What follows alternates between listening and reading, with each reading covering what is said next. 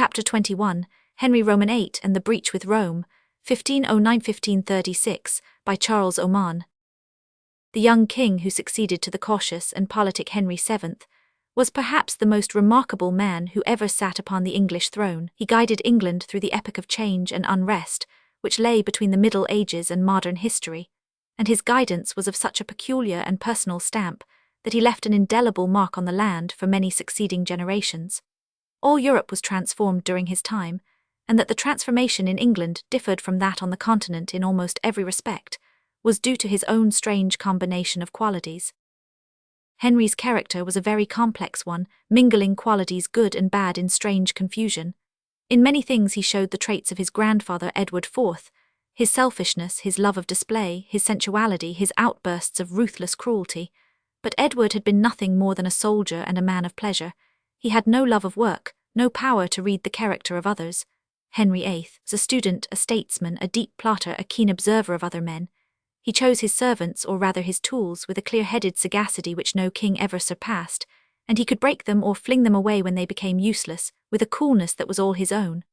Love of power, love of work, love of pleasure, love of show and pomp did not distract him the one from the other, but blended closely together into one complex impulse, the determination to have his own will in all things. Such a state of mind bespeaks the tyrant, and a tyrant Henry became, but a tyrant whose brain was as strong as his PG 283 will, who knew the possible from the impossible, who could discern how far it was safe to go, and could check himself on the edge of any dangerous precipice of foreign or internal politics.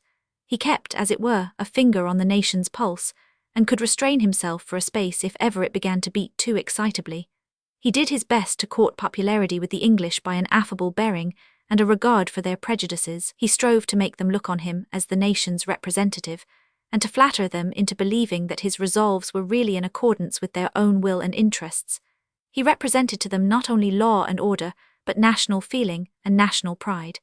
It was this clever acting that made it possible for him to manipulate England according to his wishes. He appeared to take the people into his confidence, and they replied by believing his statements even when they were most unfounded and misleading. Thus it was that Henry was able to rule despotically for 40 years without having a serious quarrel with his parliament, and without being compelled to raise a standing army, the tool which all contemporary despots were forced to employ. Henry VIII was very young when he came to the throne. He had only reached the age of 18. His character was still undeveloped, though he was known to be both clever and active. All that the nation knew of him was that he was a bright, handsome youth, fond of horse and hound, but equally fond of his books and his lute. He had from the first an eye for popularity, and did all that he could to please the people by shows and pageants that forced him to dip deeply into his father's hoarded money. Yet the first act of Henry's reign was ominous of future cruelty and ruthlessness. Knowing the unpopularity of his father's harsh and extortionate but faithful servants, Empson and Dudley, he cast them into prison, and had them attainted by Parliament on a preposterous charge of treason. They were well hated, and the people saw their heads fall with joy, not reflecting on the character of a king who could deliberately slay his father's counsellors merely to win popular applause. Henry retained most of his father's old ministers in office, but he instantly reversed his father's policy of non-intervention in the PG 284 wars of the continent. He had not long been seated on the throne when he joined the Holy League, a confederacy formed against France by Pope Julius II, in which both those old intriguers, the Emperor Maximilian and King Ferdinand of Aragon, were already enlisted, 1511. Henry might have left them to fight their own battles for the mastery of Italy and Flanders, but he was burning to assert his power in Europe and to win military distinction. His arms were fairly fortunate. A first attack on the south of France failed, but he met with considerable success in 1513, when he landed at Calais with 25,000 men, took the towns of Tournai and Terouanne, and routed the French army of the north at an engagement called the Battle of the Spurs, from the haste with which the French knights urged their horses out of the fray. Finding his armies losing ground both in Italy and in Flanders, King Louis XII sought peace from Henry and obtained it at the cheap price of paying 100,000 crowns and marrying the Princess Mary, the young English monarch's favourite sister, 1514. These easy terms were granted because Henry found that his two wily allies, Ferdinand and Maximilian, had no intention of helping him, and were bent purely on their own aggrandizement. The alliance with Louis was not to have much duration, for within a year he was dead, killed, as the chroniclers assert, by the late hours and high living which his gay young English queen persuaded him to adopt. His widow soon dried her tears, and married Sir Charles Brandon, one of her brother's favourite companions, whom Henry, to grace the match, decorated with the ill-omened title of Duke of Suffolk, the spoil of the unhappy de la Poles. From this union sprang one who was to sit for a brief moment on the English throne. Ere the French treaty had been made, a short stirring episode of war had taken place on England's northern frontier. King James IV. of Scotland had certain border feuds to settle with the English, and thought he might best take his revenge while Henry and his army were overseas in Flanders, so he suddenly declared war and crossed the Tweed into Northumberland. Thomas Howard, Earl of Surrey, son of John of Norfolk, who PG 285 fell at Bosworth, was in charge of the border at the time. He raised the levies of the northern counties and marched to meet the Scots. By throwing himself between King James and his retreat on Scotland, he forced the enemy to fight. On Flodden Field between the Till and the Tweed, the armies met and fought a fierce and doubtful battle which lasted far into the night. Though victorious on one wing, the Scots were beaten in the centre, and their king and most of his nobles fell in a desperate struggle around the royal banner. In the darkness, the survivors of the struggle dispersed and fled home. The death of their warlike sovereign and the slaughter which had thinned their fighting men kept the Scots quiet for many a day. During the long and troublous minority of James V, King Henry need fear no danger from the north. As a reward for his victory, Surrey was restored to his father's dukedom of Norfolk, 1513. In these early years of his reign, King Henry had already taken as his chief minister the able statesman who was for 20 years to be the second personage in England. Thomas Wolsey, Dean of Lincoln, was the son of a butcher of Ipswich who had sought advancement in the church, the easiest career for an able man of low birth. He had served Fox, Bishop of Winchester, one of Henry VII's chief advisers, and from his service passed into that of the king. He was an active, untiring man, with a great talent for work and organisation of all sorts. Henry made him Bishop of Tournai, then Archbishop of York, and finally Chancellor. In this capacity he served for no less than 14 years, and was the chosen instrument of all his master's schemes. His dignity was increased when, in 1515, the Pope made him a cardinal, and afterwards appointed him his legate in England, an office which seemed to trench overmuch on the authority of the Archbishop of Canterbury as head and primate of the English Church. It suited King Henry to have a minister who could relieve him of much of the toil and drudgery of government, who did not fear responsibility, and who was entirely dependent on his master as long as he was well served, and granted plenty of spare time for his pleasures and enjoyments. He allowed Wolsey a very free hand. The cardinal's head was somewhat turned by his elevation, and he indulged in a pomp and state such as PG 286 almost befitted a king, never moving about without a sumptuous train of attendants. This arrogance made him much disliked, especially by the old nobility, but the king tolerated it with all the more ease because he preferred that his minister should be less popular than himself. It was always convenient to have someone on whom the blame of royal failures might be laid, and Wolsey, with his ostentation of power and pride, made an admirable shield for his master. Henry allowed him, therefore, the prominence in which his soul delighted, gave him his way in things indifferent, but was ready to check him sharply when he began to develop any tendency to act contrary to his own royal will. In the earlier days of Wolsey's ministry, the face of Europe was profoundly changed by the deaths of the three old monarchs who had been the contemporaries of Henry VII. Louis XII of France died in 1515, Ferdinand of Aragon in 1516, the Emperor Maximilian in 1519. The successors of these old diplomatists were two young men, each slightly junior to the young King of England. In France, the reckless and warlike Francis I succeeded his cousin Louis XII. In Spain and in the dominions of the House of Habsburg, Ferdinand and Maximilian were followed by their grandson, Charles V, the child of the emperor's son and the king's daughter. Charles, being already King of Spain, Duke of Burgundy and Archduke of Austria, was elected emperor by the Germans in succession to his grandfather Maximilian. The kin of Charles V, now Francis of France and Charles of Austria, were rivals from their youth, and their rivalry was the main source of trouble in European politics for a whole generation. England had to choose between them when she sought an ally, but Henry found it by no means easy to make up his mind. France was his hereditary enemy, but on the other hand, Charles, by uniting Spain, the Netherlands, and Austria, and acquiring in addition the position of emperor, had built up such a vast power that he overshadowed Europe, and seemed dangerous by reason of his overgreat dominions and wealth. Henry and Wolsey, therefore, fell back on the idea that a balance of power in Europe was the best thing for England.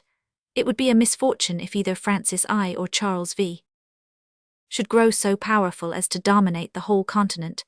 England, accordingly, would do well to see that PG 288 neither obtained complete success, and to make a rule of helping the weaker party from time to time. For the next 10 years, therefore, Henry was always trimming the scales, and transferring his weight from one side to the other. Such a policy made him much courted by both parties, and won him much flattery, and an occasional subsidy or treaty of commerce. But on the other hand, it prevented either Francis or Charles from looking upon him as a trustworthy ally, or dealing fairly with him in the hours of their success, for they argued that there was no object in serving a friend who might turn into an enemy at the shortest notice.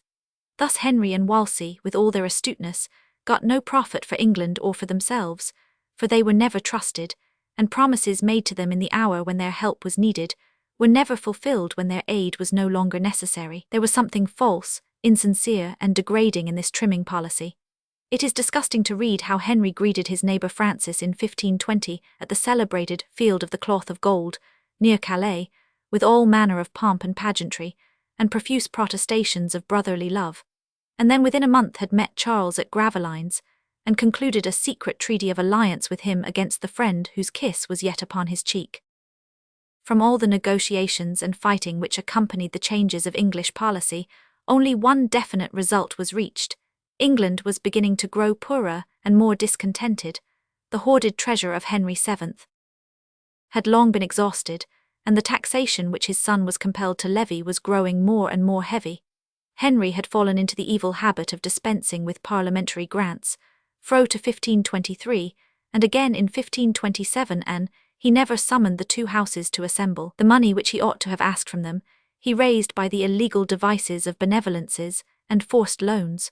Wolsey got the credit of advising this tyrannous extortion, and gained no small hatred thereby, but his master was in truth far more responsible for it than he. The cardinal, however, bore the blame, and it was said that all the chaotic changes in England's policy were inspired by Wolsey's desire to attain the position of pope, by the aid of whichever of the two powers of France and Austria had the PG 289 advantage for the moment. There is no doubt that there was some truth in the charge. The cardinal's ambition was overweening, and he would gladly have become pope, because he had conceived great schemes of church reform, which the possession of the papacy alone would have enabled him to carry out. It is certain that Charles V twice deluded Wolsey into aiding him by the tempting bait of the papal tiara, but on each occasion the emperor used his influence at Rome to get some surer partisan elected. Wolsey's scheme of reforming the church was no doubt suggested to him by the discontent against the clergy, which was at this moment beginning to break out all over Europe. Since the days of Wycliffe, religious matters had not been taking any very prominent place in English politics, but a storm was now at hand far more terrible than that which had swept over the land in the days of the Lollards. The condition of the Church of Western Christendom had become more and more deplorable of late. The worst example was set at headquarters. Bad as the popes of the 14th century had been, those who were contemporary with the Tudors were far worse. Rome had seen in succession 3 scandalous popes, the first of whom, Alexander VI, the celebrated Rodrigo Borgia, was a monster of depravity, a murderer given up to the practice of the foulest vices. The second, Julius II, was a mere secular statesman with no piety, but a decided talent both for intrigue and for hard fighting. The third, Leo X, was a cultured atheist of artistic tastes, who used to tell his friends that Christianity was a profitable superstition for popes. Under such pontiffs, all the abuses of the medieval church came to a head. Ill living, corruption, open impiety, reckless interference in secular politics, non-residence, neglect of all spiritual duties, greed for money, were more openly practiced by the clergy than in any previous age. Even the better sort of ecclesiastics could see no harm in obvious abuses. Fox, Bishop of Winchester, a man of great virtue, absented himself for 20 years from his see. Wolsey held 3 sees at once, and never went near any of them.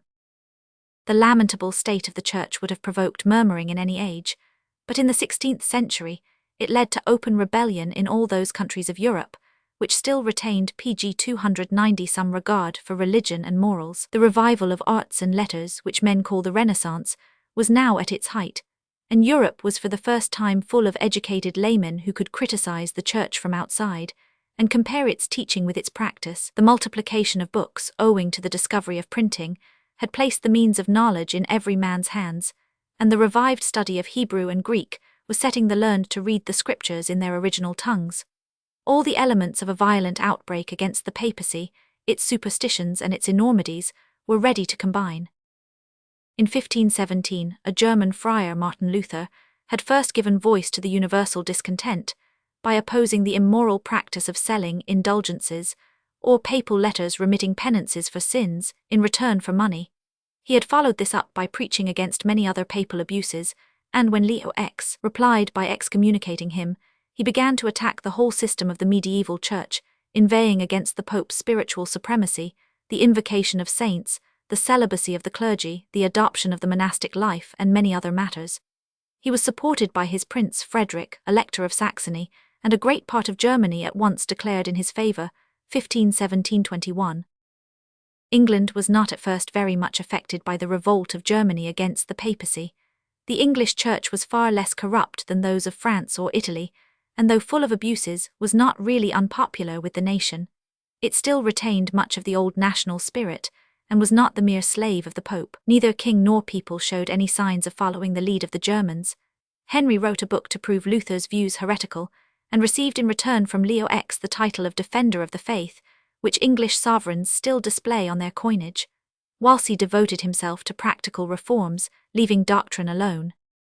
His first measure was to suppress many small and decayed monasteries, and to build with their plunder his great foundation of Cardinal's College, afterwards known as Christ Church, in the University of Oxford.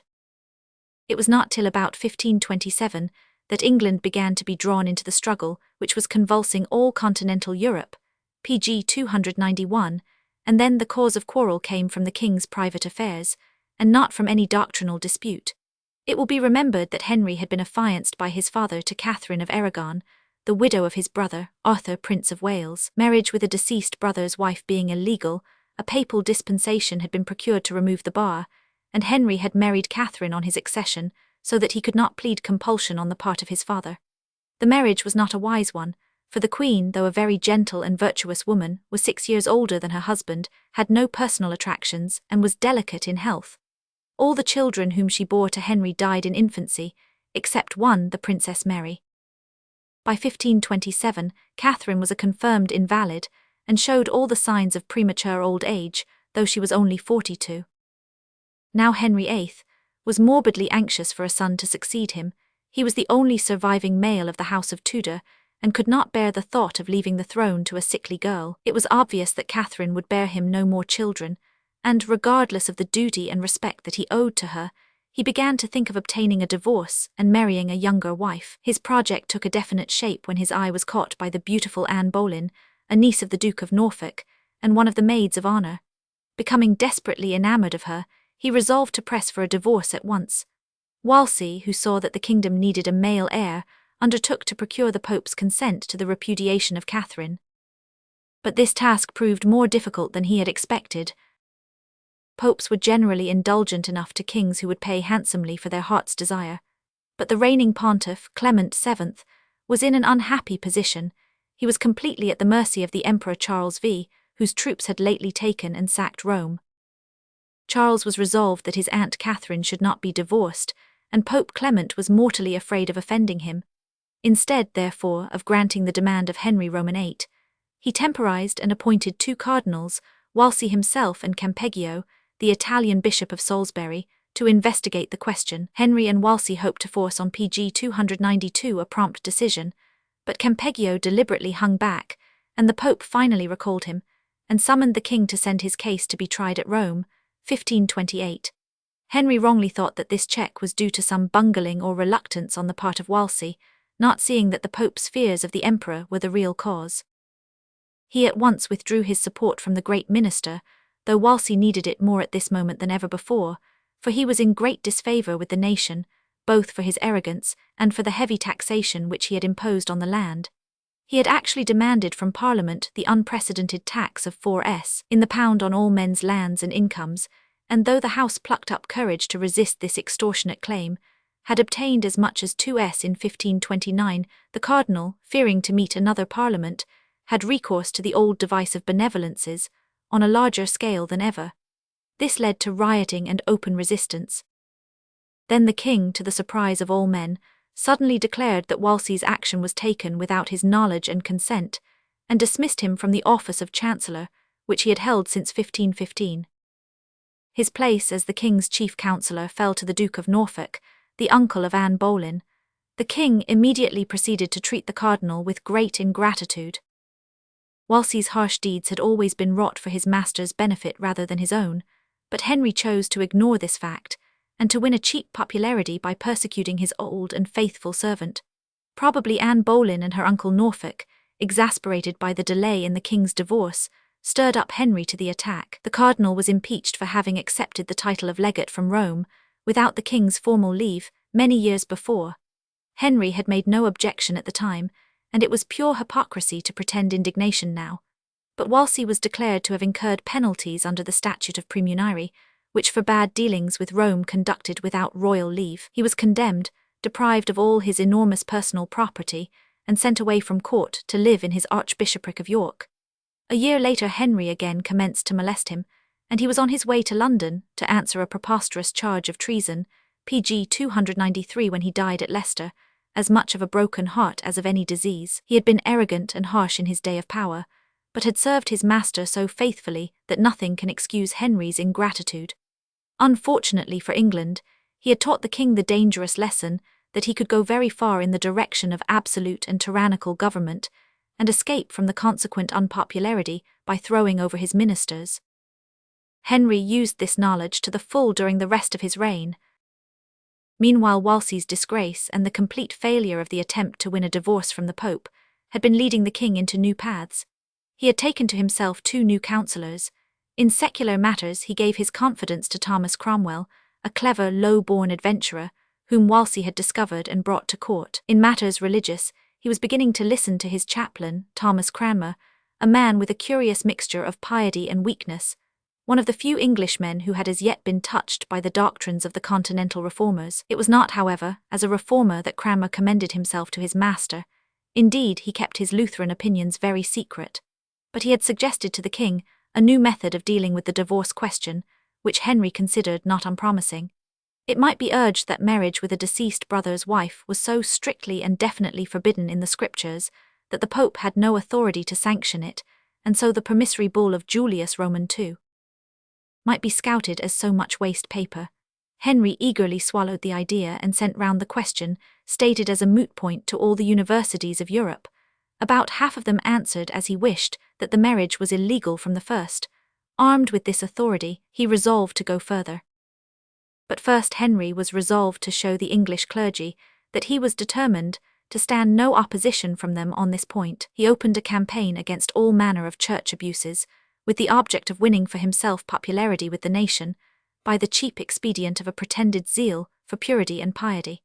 He told the convocation of the clergy that they had all made themselves liable to the penalties of praemunire, for recognizing Wolsey as legate without the royal leave.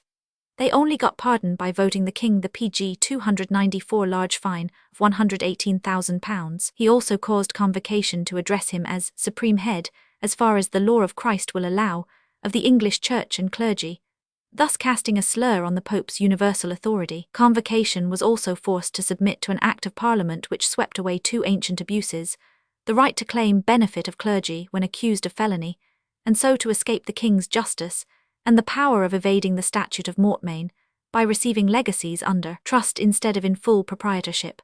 The Pope still proving recalcitrant in the matter of the divorce, Henry took the further step of threatening to cut off the main contribution which England sent to Rome, the annates or first fruits, paid by all benefices when they changed hands. This menace did not bring Clement VII to reason, and Henry at last took the step which involved a fatal breach with Rome. He appointed the pliant Cranmer Archbishop of Canterbury, and bade him try the question of the divorce in an English ecclesiastical court, without any further application to Rome. Queen Catherine refused to appear before such a tribunal, and formally appealed to the Pope's justice, but Cranmer proceeded with the trial, declared the marriage contrary to the law of God, and pronounced the king free from all his ties and able to wed again. Even before the decision was announced, Henry had secretly married Anne Boleyn, January 1533, and the moment that the court had given judgment he presented her to the nation as Queen of England. The unhappy Catherine retired into privacy at Kimbolton, where she survived nearly 3 years. The Pope at once declared the new marriage illegal and threatened Henry with an excommunication. Many good men were scandalized to see the king repudiate a wife who had lived as his faithful spouse for 20 years. Murmurings and prophecies of ill filled the air, and Henry felt that trouble was brewing. But he only hardened his heart and caused Parliament to pass a bill for cutting short the Pope's spiritual authority over England, unless he should acknowledge the validity of the new marriage within 3 months. Clement refused to be bullied into compliance, and the rupture came, 1533. Queen Anne soon bore the king a daughter, the famous Queen PG 295 Elizabeth, and Henry then ordered all his subjects to take an oath repudiating all obedience to papal orders, and acknowledging the child as rightful heiress of the realm, to the prejudice of his elder daughter Mary. This oath many persons refused to take, since it openly disavowed the Pope's authority over the English Church. The chief of them was Sir Thomas More, a learned and virtuous statesman who had succeeded Wolsey as Chancellor and Fisher, Bishop of Rochester. Henry cast them into prison, and soon after caused Parliament to pass the Act of Supremacy, which declared him supreme head of the Church of England, and pronounced anyone who denied him this title guilty of high treason. Under this ferocious edict, More and Fisher were beheaded, and many other minor personages suffered with them.